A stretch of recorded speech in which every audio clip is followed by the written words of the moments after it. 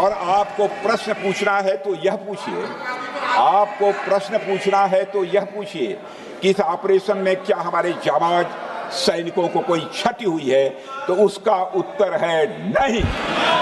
देशासाठी प्राणाची आहुती देणाऱ्या आपल्या 6 शूर जवानांची नावं सरकारने तब्बल 1 वर्ष का लपवून ठेवली? हा अत्यंत गंभीर आणि तितकाच संतापजनक प्रश्न आता समोर आला आहे। मे 2025 मध्ये ऑपरेशन सिंदूर अंतर्गत पाकिस्तानला धडा शिकवताना आपले 6 जवान शहीद झाले, पण त्यांची नावे जगासमोर आली जून 2026 मध्ये, तब्बल 1 वर्षाच्या कालावधीनंतर। आज आपण न्यूज यात्रावर याच विषयाची संपूर्ण पोलखोल करणार आहोत। ही नावं लपवण्यामागचं खरं कारण काय होतं? सरकारची मजबुरी होती की राजकारण? आणि सर्वात महत्त्वाचं म्हणजे शहीद जवानांच्या सन्मानात आणि रकमांमध्ये होणारा हा भेदभाव। आज आपण सर्व काही या व्हिडिओमध्ये पाहणार आहोत, त्यामुळे व्हिडिओ शेवटपर्यंत नक्की पहा।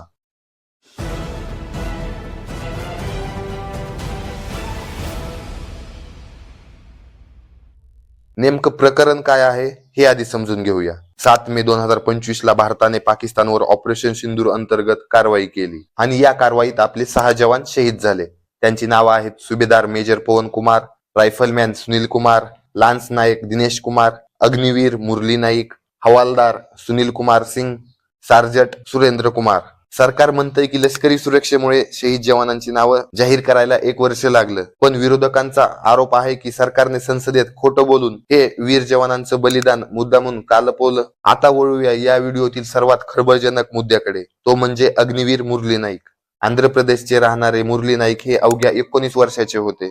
ते या अग्निपथ योजनेचे आणि ऑपरेशन सिंदूरचे पहिले शहीद अग्निवीर ठरले। केंद्र सरकारने त्यांच्या कुटुंबाला विमा आणि सेवानिधी मिळून 1,65,00,000 रुपये दिले, पण खरा धक्का पुढे आहे। नियमित सैनिक शहीद झाला तर त्याच्या कुटुंबाला आजीवन पेन्शन मिळते, मेडिकल सुविधा मिळतात, कॅन्टीन सुविधा मिळते, पण अग्निवीर जवान शहीद झाला तर त्यांना पेन्शन नाही, फॅमिली मेडिकल नाही आणि कॅन्टीन सुविधाही नाही। तर मित्रांनो विचार करा, देशासाठी सर्वच सैनिक आपल्या जीवाची पर्वा न करता लढतात, मग 2 सैनिकांमध्ये हा भेदभाव का? याच हक्कासाठी आज त्यांच्या हतबल आईला मुंबई हायकोर्टात केस लढवावी लागत आहे।